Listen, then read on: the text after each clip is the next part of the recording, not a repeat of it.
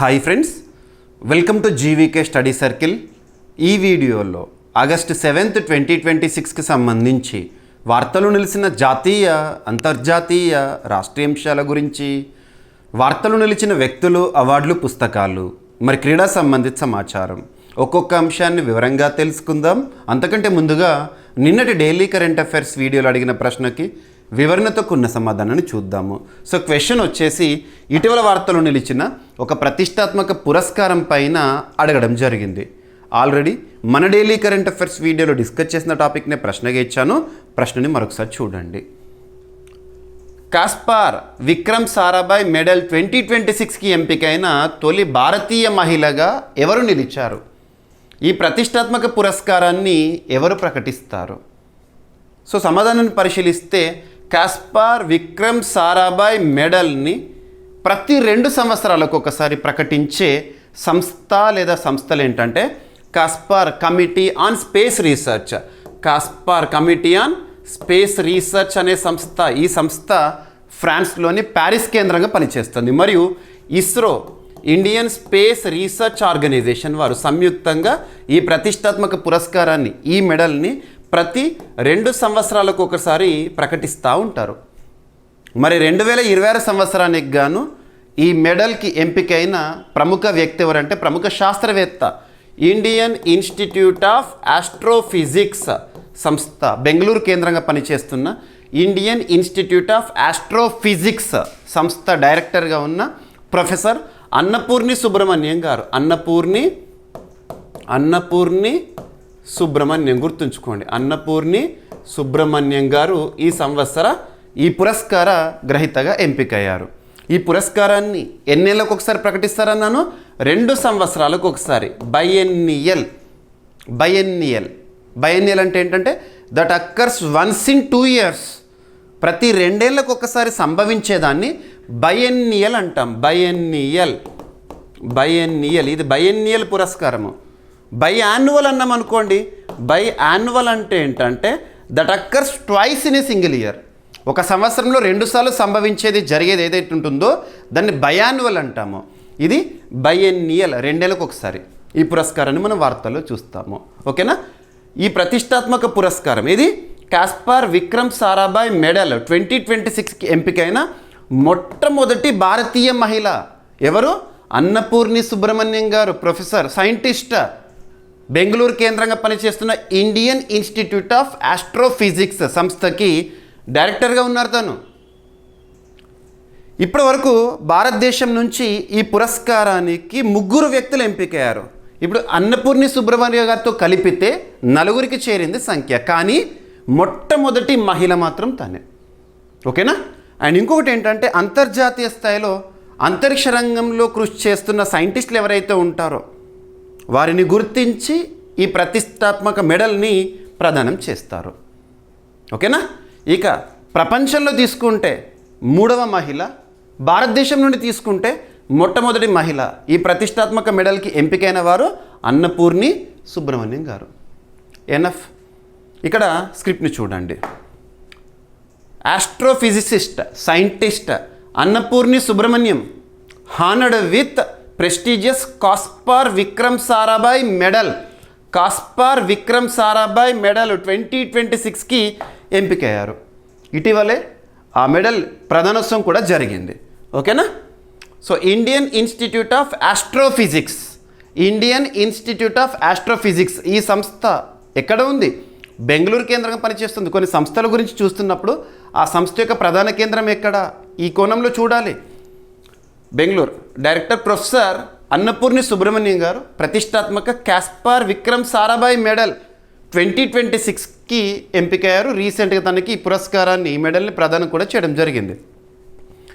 ఈ పురస్కారాన్ని అందుకున్న తొలి భారతీయ మహిళ అన్నపూర్ణి సుబ్రహ్మణ్యం గారు, మరియు 3వ మహిళ, ప్రపంచంలో అయితే 3వ మహిళ, భారతదేశంలో అయితే మొట్టమొదటి మహిళ ఈ మెడల్ పురస్కార గ్రహీతగా.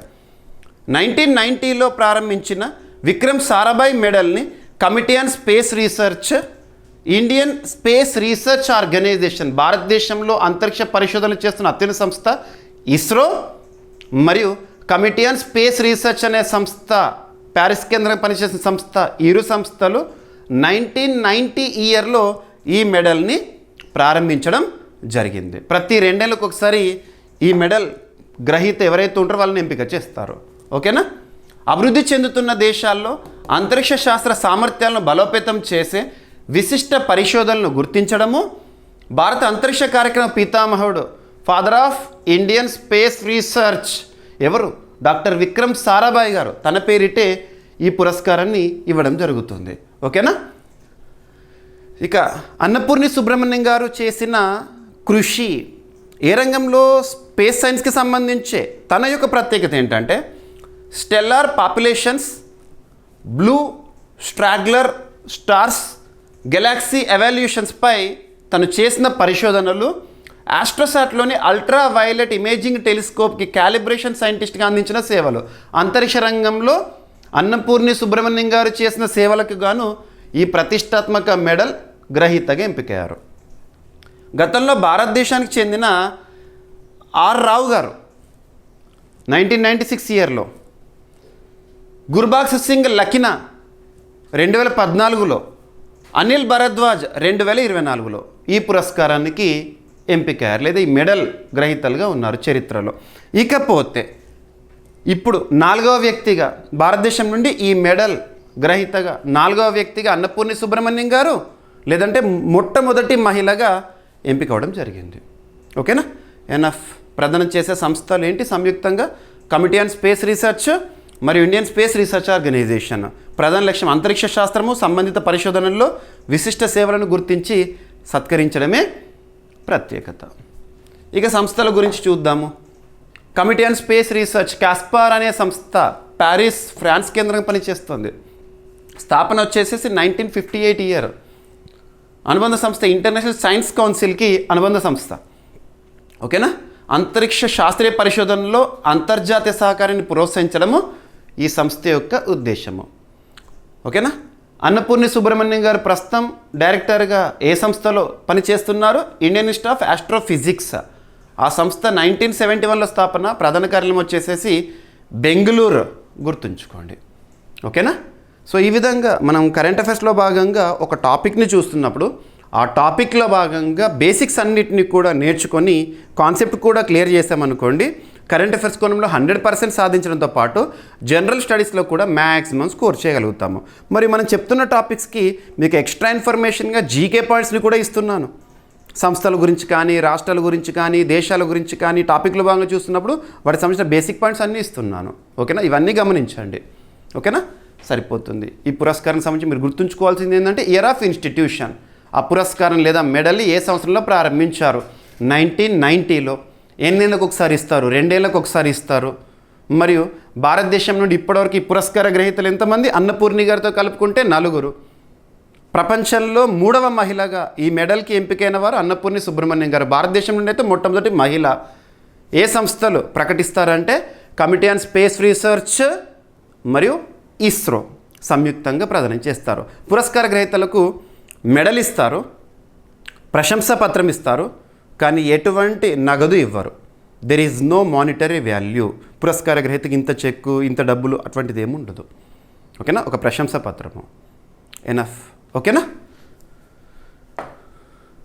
ఇక ఈరోజు మీరు అన్ని వార్తాపత్రికల్లో కూడా చూస్తుంటారు, ఒక స్కీమ్కి సంబంధించి కేంద్ర క్యాబినెట్ లేదా కేంద్ర మంత్రిమండలి 6th ఆగస్టు 2026 రోజున ఆమోదం తెలిపిన ఒక ఇనిషియేటివ్, ఒక పథకానికి సంబంధించి, గోబర్ధన్ స్కీమ్కి సంబంధించి, గోబర్ధన్ పథకానికి సంబంధించి ఏదైనా ఒక పథకం గురించి చూస్తున్నప్పుడు ఆ పథకంలో భాగంగా పథకం పేరును చూడండి, ఆ పథక అమలుకి సంబంధించిన కాలం ఏంటి, ఏ కాలాన్ని ఎంపిక చేశారు, ఎన్నేళ్ల కాలానికి, అందుకోసం బడ్జెట్ అవుట్లే ఎంత మొత్తంలో నిధులు ఖర్చు చేయబోతున్నారు, బడ్జెట్ కేటాయింపు ఏ విధంగా ఉంది, బెనిఫిట్ ఏంటి, అమలు చేసే మంత్రిత్వ శాఖ లేదా మంత్రిత్వ శాఖలు ఏంటి.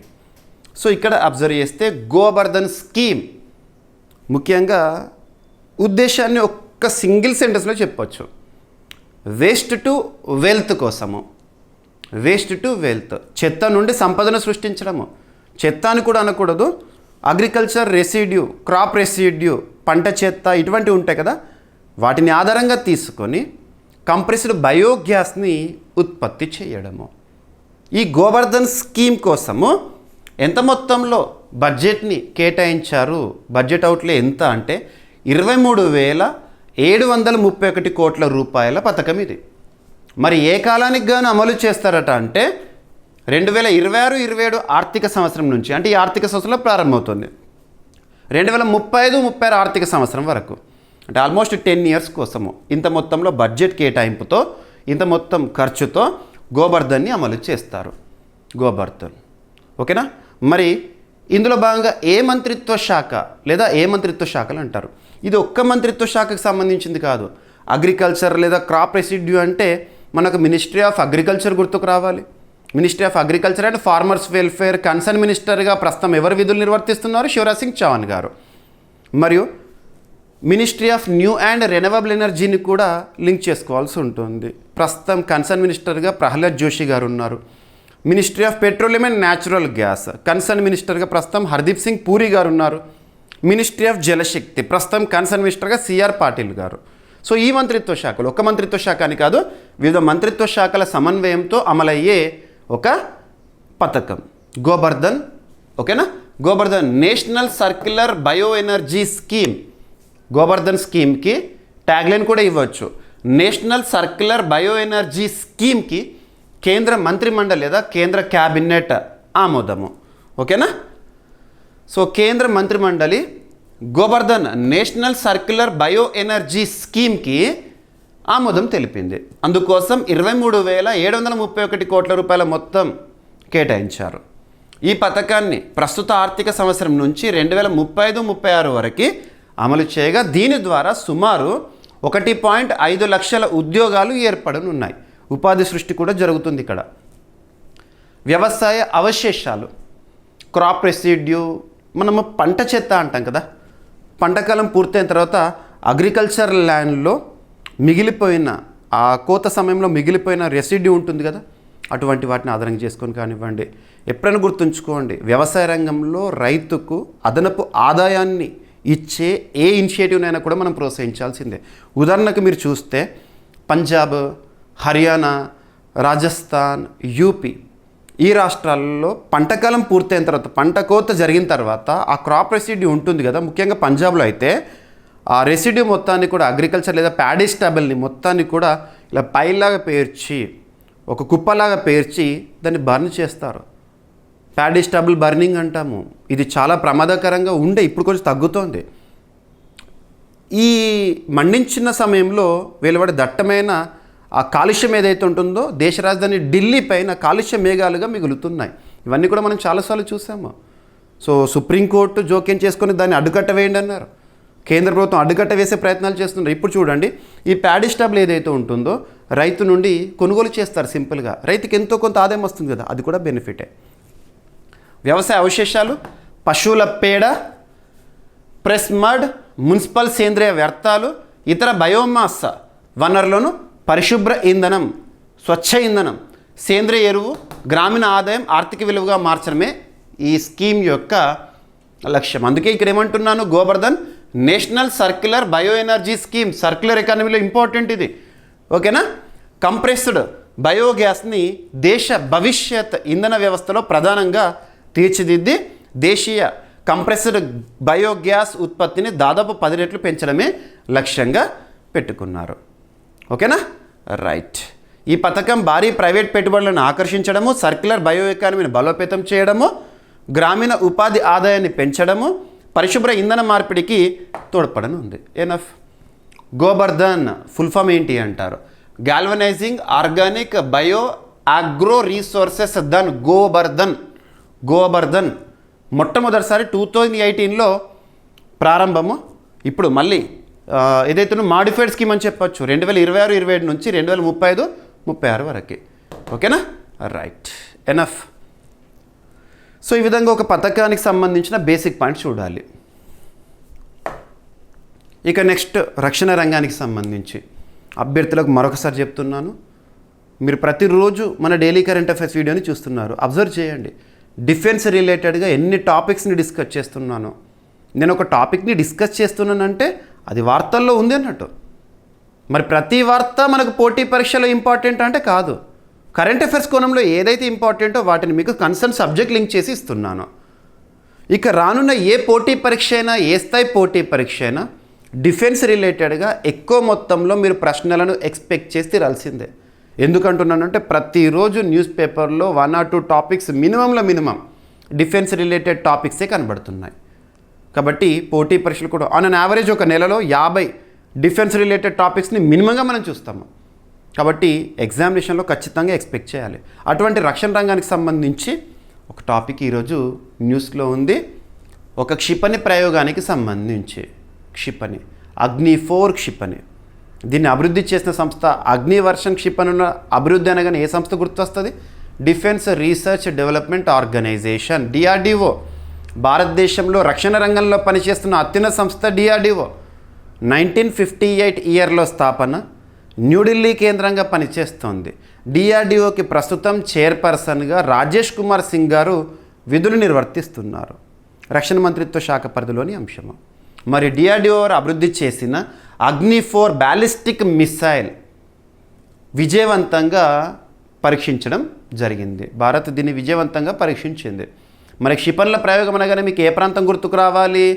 ఒడిషాలోని చాందిపూర్ లేదా బాలాసూర్, అబ్దుల్ కలాం వీల్ ఐలాండ్ అంటాం కదా, ఒడిషా రాష్ట్రాన్ని గుర్తుంచుకోండి. అంతరిక్ష పరిశోధన అనగానే మనకు తిరుపతిలోని శ్రీహరికోట గుర్తొస్తుంది, రాకెట్ లాంచ్ అనగానే అది. అలా మిసైల్ ప్రయోగాలు అనగానే ఒడిషా గుర్తుకు రావాలి. ఓకేనా? సో ఇక్కడ అబ్జర్వ్ చేస్తే అణ్వస్త్ర సామర్థ్యం ఉన్న అగ్ని-4 బ్యాలిస్టిక్ క్షిపణి పరీక్ష విజయవంతము. ఆగస్టు 6, 2026 రోజున ఒడిషాలో దీన్ని పరీక్షించడం జరిగింది. సో సామర్థ్యం ఏంటంట? దాదాపు 3000 నుండి 4000 కిలోమీటర్ల దూరం వరకు నిర్దేశించిన లక్ష్యాన్ని టార్గెట్ చేసేస్తుంది. సర్ఫేస్ టు సర్ఫేస్ అగ్ని అంటే. ఓకేనా? సో భారత్ అణ్వస్త్ర సామర్థ్యం ఉన్న మధ్యశ్రేణి బ్యాలిస్టిక్ క్షిపణి అగ్ని-4ని ఒడిషాలోని చాందిపూర్ ఇంటిగ్రేటెడ్ టెస్ట్ రేంజ్ నుంచి విజయవంతంగా పరీక్షించింది. ఈ పరీక్షను స్ట్రాటజిక్ ఫోర్సెస్ కమాండ్ నిర్వహించగా పలు సాంకేతిక కార్యాచరణ ప్రమాణాలను విజయవంతంగా నిర్ధారించారు. అగ్ని-4 సుమారు 4000 కిలోమీటర్ల దూరంలో లక్ష్యాలను ఛేదిస్తుందంట. ఇది సుమారు 1000 కిలోల పేలోడ్ని మోసుకెళ్తుంది. దట్టు అణుసామర్థ్యము. అత్యంత ఖచ్చితమైన మార్గనిర్దేశం కోసము రింగ్ లేజర్ జైరో ఆధారిత inertial navigation system, micro navigation సిస్టంలను ఇందులో అమర్చారు. ఏం లేదు, ఇది అడ్వాన్స్ టెక్నాలజీ, స్టెల్త్ టెక్నాలజీస్ అంటాం కదా, అడ్వాన్స్డ్ టెక్నాలజీస్. డేటా గుర్తుంచుకోండి. అగ్ని-4ని ఎవరు అభివృద్ధి చేశారు, ప్రత్యేకత ఏంటని అడుగుతారు. ఓకేనా? అగ్ని-4 రకం ఇంటర్మీడియట్ రేంజ్ బ్యాలిస్టిక్ మిసైల్, మధ్యస్థ శ్రేణి, పరిధి సుమారు 4000 కిలోమీటర్లు, అరౌండ్ 3000 to 4000 కిలోమీటర్స్ నిర్దేశించిన లక్ష్యాన్ని ఢీకొంటుంది. ఇంధనం 2 స్టేజ్ సాలిడ్. ఓకేనా? సామర్థ్యం అణ్వస్త్రాలు మోసుకెళ్తుంది. అభివృద్ధి సంస్థ DRDO. ఓకేనా? సో పరీక్షించింది ఎవరు? Strategic forces command. ఈ కమాండ్ 2003 సంవత్సరంలో స్థాపన. భారత వ్యూహాత్మక అణు బలగాల కార్యాచరణను నిర్వహించడంలో ఇది కీలకంగా లేదా కీలక పాత్రని పోషిస్తుంది. ఎనఫ్. ఇక నెక్స్ట్, వార్తలు నిలిచిన సదస్సులపైన, కాన్ఫరెన్సెస్ పైన లేదా సమావేశాలపైన, ప్రముఖ మీటింగ్లపైన పోటీ పరీక్షల్లో మనం ప్రశ్నలను ఎక్స్పెక్ట్ చేయాలి. ఏదైనా ఒక సదస్సు గురించి చూస్తున్నప్పుడు ఆ సదస్సుకు సంబంధించి లేదా సమ్మిట్కి సంబంధించి, ఆ కాన్ఫరెన్స్ సంబంధించి ఏ పాయింట్స్ని చూడాలంటే ఫస్ట్ ఆ సమ్మిట్ లేదా సదస్సు యొక్క పేరు చూడండి. షెడ్యూల్, ఏ డేట్స్లో జరుగుతోంది లేదా జరగబోతోంది లేదా జరిగింది. వెన్యూ, ఎక్కడ, ఆతిథ్య ప్రాంతం ఏంటి, నిర్వహించే సంస్థ లేదా నిర్వహించే మంత్రిత్వ శాఖ, ఏ మంత్రిత్వ శాఖ పరిధిలో నిర్వహణ. నెక్స్ట్ వచ్చేసేసి ఆ సదస్సు యొక్క థీమ్ ఏంటి. ఇక థీమ్ విషయానికి వస్తే థీమ్ ఏ లాంగ్వేజ్లో ఉంటే అదే లాంగ్వేజ్లో గుర్తుంచుకోవాలి. ఎట్టి పరిస్థితుల్లోనూ ట్రాన్స్లేషన్ చేయకండి. ఓకేనా? ఇకపోతే ఈరోజు ఆగస్టు 7th రోజున ప్రారంభమైంది. ఆగస్టు 8th రేపటితో ముగియనున్న ఒక సదస్సు. ఆ సదస్సు ఏంటంటే Indian medical device summit. Indian medical device 2026 summit పేరు ఇది. ప్రతి ఏడాది కూడా జరుగుతుంది ఇటువంటి సదస్సు. మరి ఈ సంవత్సరం జరిగిన సదస్సు ఎన్నవ ఎడిషన్ అని చెప్పొచ్చు అంటే 9th edition of India medical device లేదా ఇండియా మెడికల్ డివైస్ 2026 ఎలా పిలిచినా ఒకటే. మరి డేట్స్ ఏంటంట 7th 8th ఈరోజు రేపు ప్రారంభమైంది. ఈరోజు ఎక్కడ? దేశ రాజధాని న్యూఢిల్లీలో విజ్ఞాన్ భవన్లో ఈ సదస్సు ప్రారంభమైంది. ఏ మంత్రిత్వ శాఖ పరిధిలో? డిపార్ట్మెంట్ ఆఫ్ ఫార్మాస్యూటికల్స్ వారు. ఏ మంత్రిత్వ శాఖ పరిధిలోకి వస్తుంది? కేంద్ర రసాయనాలు మరియు ఎరువుల మంత్రిత్వ శాఖ అంటాం కదా, ఆ మంత్రిత్వ శాఖ పరిధిలో. ప్రస్తుతం కన్సర్న్ మినిస్టర్గా ఉన్నారు జేపీ నడ్డా గారు. తనే ministry of health and family welfare concern మినిస్టర్గా కూడా ఉన్నారు. సో ఆ మంత్రిత్వ శాఖ పరిధిలో FICCI, federation of Indian chamber of commerce and industry వారు సో నిర్వహిస్తున్నారు. ఈ సదస్సు యొక్క థీమ్ ఏంటి అంటే టువార్డ్స్ వికసిత్ భారత్. వికసిత్ భారత్ అంటే ఏంటి? మన భారతదేశానికి స్వాతంత్రం వచ్చి 100 సంవత్సరాల అద్భుత గడియలను చూడబోతున్నాం. ఎప్పుడు? 2047. అప్పటికి సాధించాల్సిన లక్ష్యాలు చాలా ఉన్నాయి, భారత ప్రభుత్వం నిర్దేశించింది. So towards Viksit Bharat, advancing India as a global hub for quality medical devices. Medical డివైజెస్కి సంబంధించి నాణ్యత గల మెడికల్ డివైజెస్ గురించి ఒక అంతర్జాతీయ ప్రాముఖ్యత ఉన్న భారతదేశంలో నిర్వహించే సదస్సు. ఓకేనా? ఎక్స్పర్ట్స్ కానివ్వండి, వివిధ సంస్థల ప్రతినిధులు కానివ్వండి, వివిధ దేశాల నుండి ప్రతినిధులు కానివ్వండి రావడం జరిగింది. ఎనఫ్.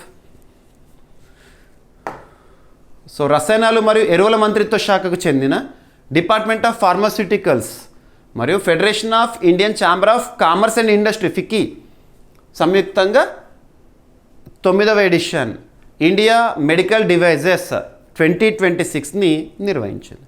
సో థీమ్ గుర్తుంచుకోండి, ఈ సదస్సు ద్వారా భారత్లో వైద్య పరికరాల తయారీ వ్యవస్థను మరింత బలోపేతం చేయడము, నవకల్పనలు ఇన్నోవేషన్స్, నాణ్యమైన తయారీ, ఎగుమతులను ప్రోత్సహించడం, మెడిటెక్ రంగంలో ఆత్మనిర్భర్ భారత్ లక్ష్యాన్ని మరింత బలోపేతం చేయడమే లక్ష్యం అంటారు.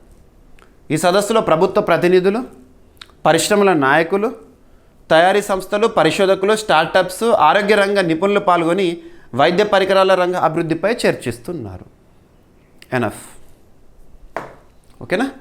Right. So FICCI, federation of Indian chamber of commerce and industry 1927లో స్థాపన. ప్రధాన కార్యాలయం వచ్చేసేసి న్యూఢిల్లీ. పరిశ్రమ, వాణిజ్యం, దేశ ఆర్థిక అభివృద్ధిని ప్రోత్సహిస్తుంది ఫిక్కీ. ఓకేనా? ఎనఫ్. ఇక అంతర్జాతీయ అంశాల్లో భాగంగా రీసెంట్గా ఒక కంట్రీ రీనేమ్ అనేది మనం చూసాము. 1 వీక్ బ్యాకే డిస్కస్ చేసాము. అది రీసెంట్గా లాస్ట్ 2 డేస్ బ్యాక్ న్యూస్ పేపర్స్లో సర్క్యులేట్ అయింది. మనం ఎప్పుడో డిస్కస్ చేసాము. సో ఆ కంట్రీకి సంబంధించి మరొక అంశము అదేంటంటే నౌరు. రీసెంట్గా పేరు మార్పు అని చెప్పాను. Nauru old name. నౌరు పేరుని ఆ దేశ ప్రభుత్వము ఏ విధంగా మార్చుకుంది? Republic of Nauru. Nauru. Nauru ఒకప్పుడు, ఇప్పుడు republic of Nauru, republic country. మరి ఆ దేశ ప్రభుత్వము ఒక అవకాశాన్ని ఇచ్చింది విదేశీయులకు. ఎటువంటి అవకాశం అంటే ఆ దేశంలో పెట్టుబడులు పెట్టే వాళ్ళ కోసం కానివ్వండి, ఆర్థిక పరంగా ఆ దేశంలో ప్రోత్సాహం అందించే వారికి కానివ్వండి, పౌరసత్వాన్ని కల్పించడము. మరి ఎందుకు ఇటువంటి నిర్ణయం తీసుకుంది రిపబ్లిక్ ఆఫ్ నావోరో అంటే, నావోరో లొకేషన్ ఎక్కడ ఉంటుంది? పసిఫిక్ ఓషన్ ప్రాంతంలో ఉంటుంది. ఒక ఐలాండ్ కంట్రీ. మైక్రోనేషియా, పాలినేషియా ఈ ప్రాంతం ఉంటుంది కదా, ఆ ప్రాంతాలన్నీ కూడా చాలా వరకు కూడా సంక్షోభ పరిస్థితిలో ఉన్నాయి. ఉదాహరణకు కొన్ని దేశాలు, మనకి తువాలు అనే ఒక దేశం గురించి మీరు గతంలో విన్నారు. తువాలు తుడుచుకు పెట్టిపోతుందని చెప్పేసేసి because of rising sea level Tuvalu నీట మునిగిపోతుంది, సముద్రమయం అవుతోంది, సముద్రంలో మాయమైపోతుంది. అటువంటి పరిస్థితిని ఎదుర్కొంటున్న దేశాల్లో నావోరో కూడా ఉంది. మరి ఆ ప్రభుత్వం ఏం చేసిందంటే ఇటువంటి సంక్షోభ పరిస్థితుల్లో ఆ దేశ ప్రజలను డిస్ప్లేస్మెంట్ అంటే ఒక ప్రాంతం నుండి ఈ సంక్షోభ పరిస్థితుల నుంచి వేరే ప్రాంతానికి తరలించడానికి ఖర్చు అవుతుంది కదా, ఆ ఖర్చును భర్తీ చేయడానికి ఇటువంటి ఒక అవకాశాన్ని ఇచ్చింది. అందులో భాగంగా ఒక initiative climate funded citizenship by investment programme. Investment పెట్టుబడుల ద్వారా పౌరసత్వాన్ని మంజూరు చేసే ఒక అంశం అన్నట్టు. ఏంటంట? Climate funded citizenship by investment ప్రోగ్రామ్ని ఇటీవల ప్రారంభించిన దేశం ఏది? ఆ దేశమే ఇటీవల పేరు మార్పు సంబంధిత అంశంతో వార్తల్లోకి వచ్చింది. నౌరు ఎక్కడ ఉంటుంది? పసిఫిక్ ఓషియానిక్ ప్రాంతంలో ఉంటుంది. అధికారికంగా రాజధాని లేదు, కానీ పరిపాలన రాజధాని ఉంది. సో చూద్దాము. So Republic of Nauru economic and climate resilience citizenship programme అనే ప్రత్యేక climate funded citizenship by investment కార్యక్రమాన్ని ప్రవేశపెట్టింది. ఈ కార్యక్రమం కింద అర్హులైన అంతర్జాతీయ పెట్టుబడిదారుల నుంచి ఆర్థిక సహకారము పెట్టుబడులను స్వీకరించి వారికి పౌరసత్వాన్ని కల్పిస్తారంట.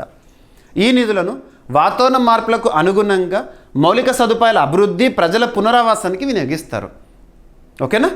సముద్ర మట్టం పెరుగుదల ముప్పు కారణంగా దేశంలోని సుమారు 90% కుటుంబాలు కీలక మౌలిక సదుపాయాలను ఎత్తైన ప్రాంతాలకు తరలించేందుకు అవసరమైన నిధులను సమీకరించడమే ఈ ఇనిషియేటివ్ యొక్క ప్రధాన లక్ష్యం అంట. సాంప్రదాయ రుణ ఆధారిత బహుళపక్ష వాతావరణ ఆర్థిక సహాయంపై ఆధారాన్ని తగ్గించి ప్రత్యామ్నాయ మార్గంలో క్లైమేట్ రెసిలియన్స్ నిధులను సమీకరించేందుకు ఈ కార్యక్రమాన్ని రూపొందించింది నావరో ప్రభుత్వము. ఓకేనా. సో సిటిజన్షిప్ బై ఇన్వెస్ట్మెంట్ అంటే పెట్టుబడి ఆధారంగా పౌరసత్వం ఇవ్వడం అన్నట్టు. ఓకేనా. నిర్దేశిత ఆర్థిక సహకారం లేదా పెట్టుబడి చేసే అర్హత కలిగిన విదేశీయులకు పౌరసత్వం కల్పించే విధానం అంటారు. ఓకేనా. ఇక నౌరు ప్రాంతం వచ్చేసి పసిఫిక్ మహాసముద్ర ప్రాంతం, మైక్రోనేషియాలోని ఒక ఐలాండ్ కంట్రీ. పరిపాలనా కేంద్రం యారెన్ డిస్టిక్, అఫీషియల్ క్యాపిటల్ లేదు, కరెన్సీ ఆస్ట్రేలియన్ డాలర్. ప్రధాన వాతావరణ మార్పు సముద్ర మట్టం పెరుగుదల. Because of rising sea level చాలా ఐలాండ్ కంట్రీస్ నీట మునిగిపోతున్నాయి. ఓకేనా. ఇక నెక్స్ట్ అంతర్జాతీయ అంశం అనొచ్చు, అంతరిక్ష సంబంధిత అంశం అనొచ్చు. సో అంతరిక్షంలో పండించిన తొలి వరి పంటను కోసింది చైనా. సో చైనా ప్రస్తుతం ప్రపంచంలో సొంత అంతరిక్ష కేంద్రాన్ని కలిగి ఉన్న దేశము. మనకు ఇంటర్నేషనల్ స్పేస్ స్టేషన్ లో ఎర్త్ ఆర్బిట్లో ఉంటుంది కదా, దానిలో సహకారం అందించిన దేశాలు 5. ఇక్కడ చైనా యొక్క ప్రత్యేకత ఏంటంటే సొంతంగా స్పేస్ స్టేషన్ని అభివృద్ధి చేసుకుంది. తియాంగాంగ్ అని చెప్పేసేసి చాలాసార్లు మనం చూసాము. అలా అంతరిక్ష కేంద్రంలో వరి పంటను పండించడమే కాకుండా వరిని రీసెంట్గా పంట కోత చేశారంట. పంట కోత అంటే ఏదో ఎకరాల కొద్ది కాదు, శాంపుల్గా అలా న్యూస్లోకి వచ్చింది. అంతరిక్షంలో పండించిన తొలి వరి పంటను కోసిన చైనా 2026 ఆగస్టు 5న తియాంగాంగ్ స్పేస్ స్టేషన్ ఏ దేశం యొక్క సొంత అంతరిక్ష కేంద్రం అంటారు? China's own space station. ఓకేనా. ఈ ప్రయోగము 2026 మే 24న ప్రయోగించిన షెంజౌ 23 మిషన్, మీకు అప్పుడు చెప్పాను నేను ఈ మిషన్ గురించి, భాగంగా నిర్వహించబడింది. ఈ ప్రయోగం ద్వారా అంతరిక్షంలో 2 తరాల వరి పంటను నిరంతరంగా పండించడం, అలాగే దీర్ఘకాలిక సూక్ష్మ గురుత్వాకర్షణ ప్రభావం, జన్యు స్థిరత్వము, మొక్కల పెరుగుదల, విత్తనాల పునరుత్పత్తిపై చూపే ప్రభావాన్ని అధ్యయనం చేయడమే లక్ష్యం అంట. ఎనఫ్. ఓకేనా. ఈ పరిశోధనలో 2 రకాల జపోనికా వరి విత్తనాలు ఉపయోగించారు. ఏ రకమైన వరి విత్తనాలు అంటారు? జపోనికా వరి విత్తనాలు ఉపయోగించారు. వాటిలో సాధారణ విత్తనాలు, అలాగే 2022లో తియాంగాంగ్ స్పేస్ స్టేషన్లో పండించిన వరి నుంచి అభివృద్ధి చేసిన స్పేస్ లైనేజ్ విత్తనాలు ఉన్నాయంట. తియాంగాంగ్ స్పేస్ స్టేషన్ ఏ దేశానికి సంబంధించింది? చైనా. లో ఎర్త్ ఆర్బిట్లో ఉంటుంది. ఈ స్పేస్ స్టేషన్స్ అన్నీ కూడా లో ఎర్త్ ఆర్బిట్లోనే ఉంటాయి. ఉపగ్రహాల ప్రయోగం కానివ్వండి, ఇవన్నీ కూడా కీలకమైన ఆర్బిట్ అది. ఓకేనా. రైట్. షెంజౌ 23 మిషన్ ఏ దేశానికి సంబంధించింది? చైనాకి సంబంధించింది. మనం మే మంత్లో ఈ టాపిక్ని డిస్కస్ చేసాము. కానీ ఇప్పుడు వరి పంటకు సంబంధించి అప్డేట్. ఇక నెక్స్ట్, రెగ్యులర్గా రిపీటెడ్గా వార్తల్లో కనిపిస్తున్న అంశాలు ఏవైతే ఉంటాయో వాటిని అబ్జర్వ్ చేయండి, ఐడెంటిఫై చేయండి. లాస్ట్ 6 మంత్స్, 1 ఇయర్, 1.5 ఇయర్లో చాలాసార్లు రిపీట్ అవుతున్న కొన్ని సంబంధిత అంశాలు. అటువంటి వాటిలో ఐఐటీస్ చాలా ప్రాముఖ్యత ఉన్న అంశాలు. ముఖ్యంగా ఐఐటీస్ గురించి కూడా పోటీ పరీక్షల్లో ప్రశ్నలు ఎప్పుడు అడుగుతున్నారంటే కరోనా విపత్కర పరిస్థితుల కాలం నుంచి 2020-21 నుంచి. కారణం ఏంటంటే ఐఐటీస్ యొక్క ఇన్నోవేషన్స్, వారి పరిశోధనలు ఒక మాటలో చెప్పాలంటే భారతదేశానికి పరిమితమైన ఐఐటీలు విశ్వవ్యాప్తమవుతున్నాయి. వివిధ దేశాల్లో ఐఐటీ క్యాంపస్లు ఏర్పాటవుతున్నాయి. మరి అటువంటి ఐఐటీస్కి సంబంధించి పోటీ పరీక్షల్లో కూడా పోటీ పడి మరీ ప్రశ్నలు అడుగుతున్నారు. ఏ విధంగా గుర్తుంచుకోవాలంటే సింగిల్ లైన్లో గుర్తుంచుకోండి. ఏ ఐఐటీ ఏ అంశంతో వార్తల్లోకి వచ్చింది. ఒకవేళ ఒప్పందం అనుకోండి, ఏ ఐఐటీ ఏ సంస్థతో ఒప్పందం కుదుర్చుకుంది, ఉద్దేశం ఏంటి. ఎనఫ్. జస్ట్ 1-2 లైన్స్లోనే గుర్తుంచుకోవాల్సిన టాపిక్స్ ఐఐటీకి సంబంధించి. ఇక్కడ IIT Bombay, Indian institute of technology Bombay మరియు సౌత్ సెంట్రల్ రైల్వే మధ్య కుదిరిన ఒప్పందం. ఒప్పందంలో భాగస్వాములు ఎవరు? IIT Bombay, Indian institute of technology Bombay మరియు సౌత్ సెంట్రల్ రైల్వే మధ్య కుదిరిన ఒప్పందం. ఎందుకోసము? రైల్వే ట్రాక్ వినియోగ విశ్లేషణ కోసము ఐఐటి బాంబే ఆ టెక్నాలజీని సౌత్ సెంట్రల్ రైల్వేకి అందిస్తుంది. అయిపోయింది టాపిక్ ఇంతే. So south central railway, Indian institute of technology Bombay మధ్య రైల్వే యార్డ్స్, జంక్షన్లలో రద్దీ, ట్రాక్ వినియోగాన్ని శాస్త్రీయంగా విశ్లేషించేందుకు అవగాహన ఒప్పందాన్ని కుదుర్చుకుంది. ఈ ఒప్పందం కింద రైల్వే సిగ్నలింగ్ వ్యవస్థలోని రా డేటాను విశ్లేషించి రైళ్ల కదలికలు, నిలపడము, క్రాసింగ్స్, ఇతర కార్యకలాపాలను దృశ్య రూపంలో చూపించే అనలిటికల్ సాఫ్ట్వేర్ని అభివృద్ధి చేస్తారు. ఐఐటి బాంబే టెక్నాలజీలో దిట్ట అని చెప్పొచ్చు. వారు ఆ టెక్నాలజీని రైల్వే రిలేటెడ్గా సాంకేతికతను అభివృద్ధి చేసి ఇస్తారు. ఓకేనా? దీని ద్వారా రద్దీ ప్రాంతాల్లో అవరోధాలను గుర్తించడము, భద్రతా పర్యవేక్షణ బలోపేతం చేయడము, రైల్వే యార్డుల సామర్థ్యాన్ని పెంచడము, రైల్వే నిర్వహణ మరింత సమర్థవంతంగా ప్రణాళిక చేయడము సాధ్యమవుతుందంట. సౌత్ సెంట్రల్ రైల్వే 1966లో స్థాపన. హెడ్ క్వార్టర్ వచ్చేసేసి సికింద్రాబాద్. రీసెంట్గా మనము కొత్త రైల్వే జోన్ ఏర్పాటు గురించి చూసాము విశాఖపట్నానికి సంబంధించి. భారతదేశంలో ప్రస్తుతం రైల్వే జోన్ల సంఖ్య 18కి చేరింది. వాటి ప్రధాన కేంద్రం ఇక్కడ. ఇవన్నీ అడుగుతారు. ఓకేనా? రైట్. రైల్వేస్ అనే అంశము ఆర్టికల్ 246 ఆఫ్ ఇండియన్ కాన్స్టిట్యూషన్, అందులో యూనియన్ లిస్ట్లో ఉంటుంది. భారతదేశంలో రైల్వేల ప్రారంభం అనగానే 1853 ఏప్రిల్ గుర్తుకు రావాలి. ప్రస్తుతం రైల్వే శాఖకి మంత్రిగా అశ్విని కుమార్ వైష్ణవ్ గారు విధులు నిర్వర్తిస్తున్నారు. ఓకేనా? ఇక రీజనల్ కరెంట్ అఫైర్స్. అభ్యర్థులు ప్రతిరోజు మన డైలీ కరెంట్ అఫైర్స్ వీడియో చూడండి, మీకు ప్రతిరోజు అందిస్తున్నాను. ఏపీ మరియు తెలంగాణ ఈ ఇరు రాష్ట్రాల పోటీ పరీక్షలకు ప్రిపేర్ అవుతున్న అభ్యర్థుల కోసము రీజనల్ కరెంట్ అఫైర్స్ని మీకు ఎక్కువగా ఫోకస్ చేస్తూ చెప్తున్నాను. మీరు ప్రతిరోజు అబ్జర్వ్ చేశారనుకోండి క్లాస్లో టాపిక్స్ని, ఏపీ, తెలంగాణ ఈ రెండు రాష్ట్రాలకు సంబంధించి కరెంట్ అఫైర్స్ 100% కవర్ అవుతాయి. ఈరోజు ఏపీకి సంబంధించిన టాపిక్ ఉంది. సో ఇక్కడ అబ్జర్వ్ చేస్తే ఆంధ్రప్రదేశ్ రాష్ట్రంలో ఈరోజు ప్రత్యేకత ఏంటి? August 7th national handloom day, జాతీయ చేనేత దినోత్సవం. ఆగస్టు 7th ఎవ్రీ ఇయర్ కూడా ఏ విధంగా మనం జరుపుకుంటామంటే జాతీయ చేనేత దినోత్సవంగా జరుపుకుంటాము. మొదటిసారి ఎప్పుడు అంటే 2015 సంవత్సరం ఫస్ట్ టైం. మరి ఈ సంవత్సరం జరుపుకుంటున్న జాతీయ చేనేత దినోత్సవం ఎన్నవది అన్నారనుకోండి ఎగ్జామినేషన్లో 12వది. దేశవ్యాప్తంగా కూడా చేనేతకు సంబంధించి అవగాహన కార్యక్రమాలు under which ministry of textiles పరిధిలో కొనసాగిస్తారు ఈరోజు అవగాహన కార్యక్రమాలను. Ministry of textiles concern minister ఎవరు? గిరిరాజ్ సింగ్ గారు.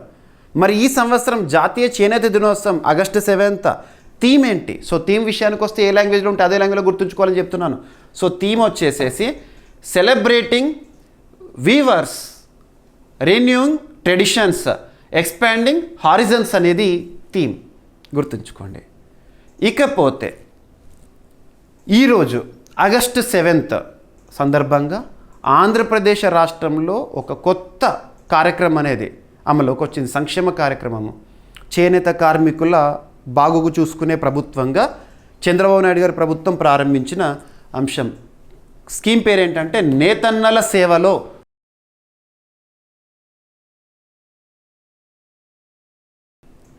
ఓకేనా? సో నేతన్నల సేవలో 2020 ఆగస్టు 7న ప్రారంభము. ఆర్థిక సాయం అర్హత గల ప్రతి చేనేత కుటుంబానికి ఏడాదికి 25,000 రూపాయలు. లబ్ధిదారులు 71,536 కుటుంబాలు. మొత్తం ఈ పథకానికి ఎంత మొత్తంలో సాయం చేస్తున్నారు డైరెక్ట్ బెనిఫిట్ ట్రాన్స్ఫర్ కింద అంటే 179 కోట్ల రూపాయలు. ప్రధాన లక్ష్యం చేనేత కార్మిక కుటుంబాలకు ఆర్థిక భరోసా కల్పించడము, సాంప్రదాయ చేనేత వృత్తిని పరిరక్షించడం అనేది ఉద్దేశం. ఇక్కడ చెప్పిన గణాంకాలు, ఇందులో భాగంగా రాష్ట్రంలో ఏర్పాటు చేయబోతున్న ప్రత్యేకమైన ప్రోత్సాహక కార్యక్రమాలు కానివ్వండి, వీటన్నిటిపైన ఎగ్జామినేషన్స్లో మనం క్వశ్చన్స్ని ఎక్స్పెక్ట్ చేసి తీరాల్సిందే. ఇక నెక్స్ట్ వార్తల్లో వ్యక్తులు మరియు అవార్డ్స్ అండ్ హానర్స్ ఈ సెగ్మెంట్స్ని చూద్దాము. మొట్టమొదటి తొలి అనే పదాలతో ఇటీవల కాలంలో ఎవరైతే మహిళలను మనం వార్తల్లో చూసామో వారిపైన ప్రత్యేక శ్రద్ధను చూపండి. ఉదాహరణ చెప్పాలంటే ఈరోజు మీరు చూడండి, ఒక ప్రతిష్టాత్మక medal. So Casper Vikram Sarabhai medal 2026 పురస్కార గ్రహీతగా అన్నపూర్ణి సుబ్రహ్మణ్యం గారు అని చెప్పేసి ఈరోజు ప్రశ్నకి ఎక్స్ప్లెనేషన్తోనే మనం స్టార్ట్ చేస్తాం కదా క్లాసు. సో ఆ పర్సన్ గురించి కానివ్వండి, లేదంటే నల్లతంబి కలైసెల్వి గారిపైన అడుగుతారు. Council of scientific and industrial research చరిత్రలోనే మొట్టమొదటి మహిళా డైరెక్టర్ జనరల్ తను నల్లతంబి కలైసెల్వి గారు ప్రస్తుతం విధులు నిర్వర్తిస్తున్నారు. సెబీ చరిత్రలోనే మొట్టమొదటి మహిళా చైర్పర్సన్ మాధవి పూరిబచ్ గారు ఇప్పుడు లేరనుకోండి, తుహిన్ కాంట పాండే గారు ఉన్నారు, తనకంటే ముందున్న మహిళ. సో చరిత్ర ఎప్పుడైనా మొదటి వ్యక్తులకు, మొదటి సంఘటనలకి ప్రాధాన్యత ఇస్తుంది. ఇక అంతర్జాతీయ స్థాయిలో తీసుకున్నాం అనుకోండి, ఇంటర్నేషనల్ ఒలింపిక్ కమిటీ 130 సంవత్సరాల పైచిలుకున్న చరిత్రలో ఐఓసీకి మొదటి మహిళా చైర్పర్సన్ క్రిస్టీ కోవెంట్రీ గారు, జింబాబ్వే దేశస్తురాలు, ప్రముఖ క్రీడాకారిణి, ప్రస్తుతం విధులు నిర్వర్తిస్తున్నారు. అలా చెప్పుకుంటూ పోతే రక్షణ రంగానికి సంబంధించి జస్ట్ ఈ మధ్యలో చూద్దాం మనము. రాష్ట్రపతికి సంబంధించి ఏడిడి క్యాంప్గా నవ్య షెకావత్ గారు, మొట్టమొదటి మహిళా ఏడీసీ రాష్ట్రపతి గారికి అని చెప్పాను నిన్నటి క్లాస్లో. ADC to army chief Shivani గారి పేరుని చెప్పాను నేను, ఏడీసీ అంటే ఏంటి అని. ఇప్పుడు మరొక మహిళ మొట్టమొదటి అనే పదంతో న్యూస్లో ఉన్నారు రక్షణ రంగంలో. ఐఏఎఫ్ ఇండియన్ ఎయిర్ ఫోర్స్ త్రివిధ దళాల్లో ఒకటి. ఇండియన్ ఎయిర్ ఫోర్స్ తొలి మహిళా ఫైటర్ కంబాట్ లీడర్గా భావనాకాంత్ గారు సరికొత్త చరిత్ర సృష్టించారు, కోర్సు పూర్తి చేశారు.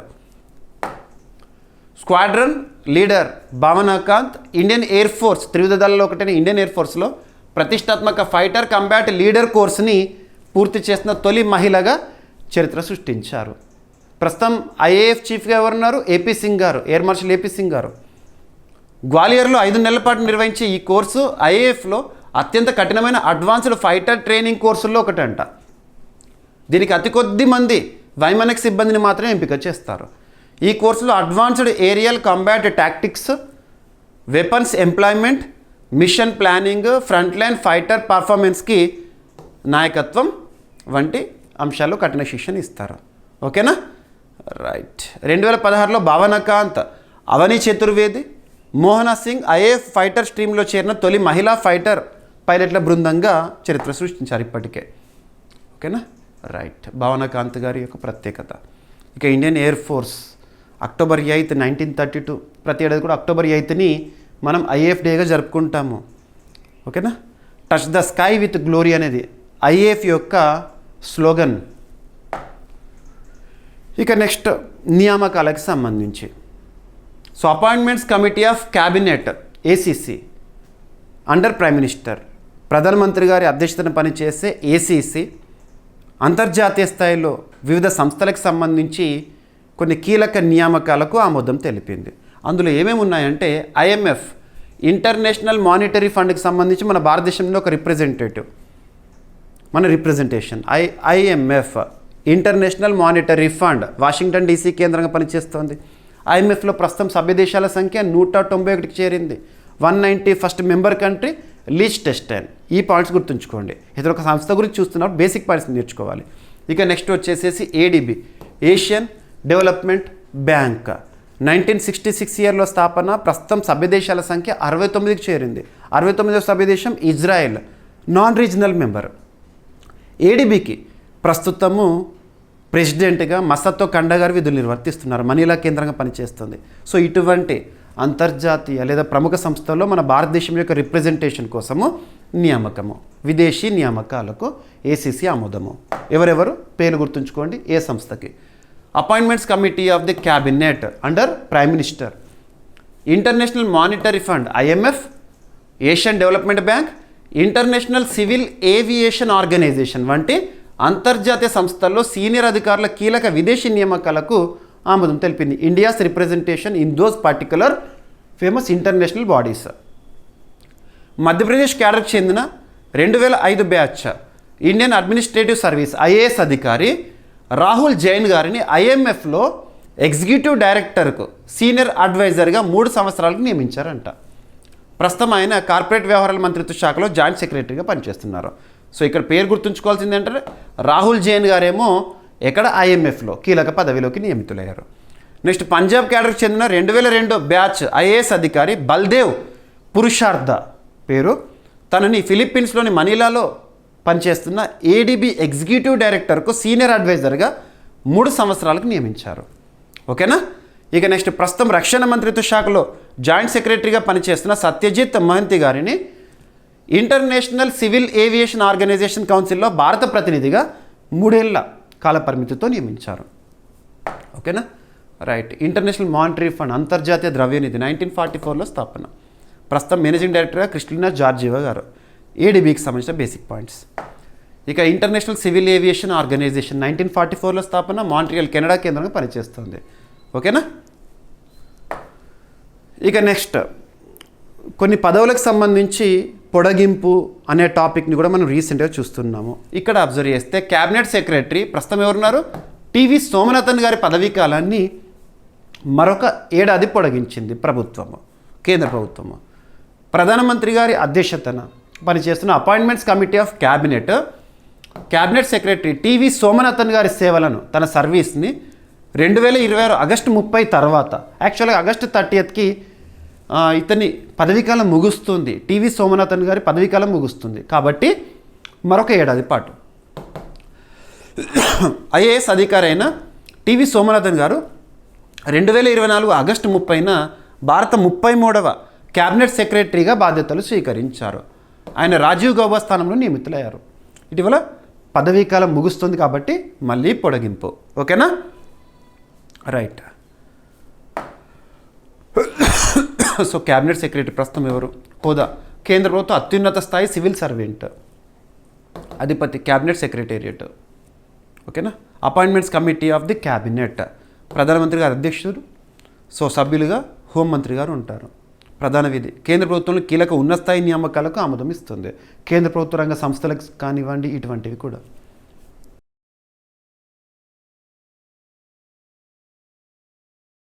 నిన్నటి డైలీ కరెంట్ అఫైర్స్ వీడియోలో అడిగిన ప్రశ్నకి complete explanation. So Gobardhan national circular bioenergy స్కీమ్కి కేంద్ర మంత్రిమండలి ఆమోదము. అణ్వస్త్ర సామర్థ్యం ఉన్న అగ్ని-4 బ్యాలిస్టిక్ క్షిపణి పరీక్ష విజయవంతము. న్యూఢిల్లీలో 9వ ఇండియా మెడికల్ డివైస్ 2026 సదస్సు ప్రారంభము. అసోసియేషన్ ఫర్ డెమోక్రటిక్ రిఫార్మ్స్ నివేదికకు సంబంధించి గణాంకాలు చూడండి. భారతదేశంలో ఆర్థిక మోసాలకు సంబంధించిన కేసులు టాప్లో ఉన్న స్టేట్ ఏంటి, గణాంకాలు. ఇక climate funded citizenship by investment ప్రోగ్రామ్ని ప్రారంభించిన నౌరు, చాలా ఇంపార్టెన్స్ ఉన్న టాపిక్ ఇది, చూడండి. అంతరిక్షంలో పండించిన తొలి వరి పంటను కోసిన చైనా.